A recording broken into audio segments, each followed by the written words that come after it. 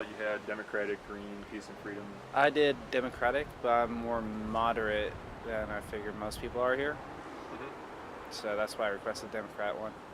And where do you get your sources for information about different candidates? I actually read a lot of Yahoo News, and also I like reading news, so I read Politico, which is also a website that covers national political coverage and a little bit about state specific. So I have to say, it's more minor in terms of like local issues, and so I do read usually the um, pamphlet they send that explains all the arguments. Um, but yeah, so it's mostly online news, if anything, outside of the information I'm given in the mail.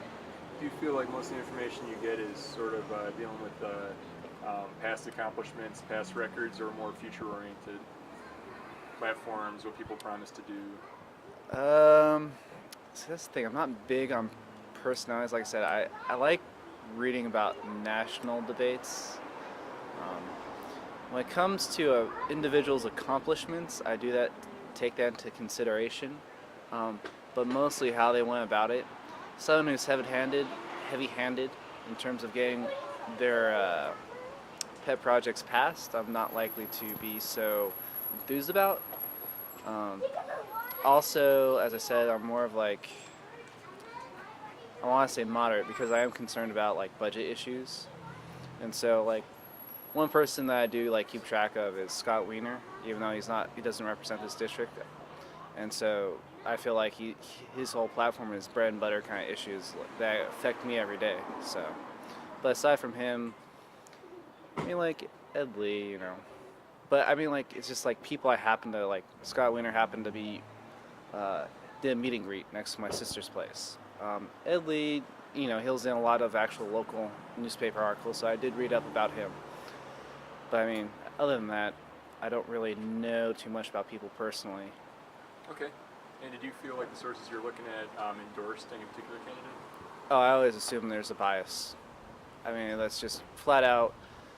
Even even a neutral article usually is somewhat biased in some regards. But I mean, I think that's just common sense to take that into account, that logic that there's someone trying to sell you one way or another, even when they present it as factual. And last question, what do you personally want to see happen in Washington, D.C. in the next 6 months? Oh, God. Get rid of the Tea Partiers who are just like, no, no, no, no, no. Um, as I said, it's too extreme. I'm not a fan of any like Democrat who's just like tax and pay for programs because I think there has to be hard answers to what's facing us.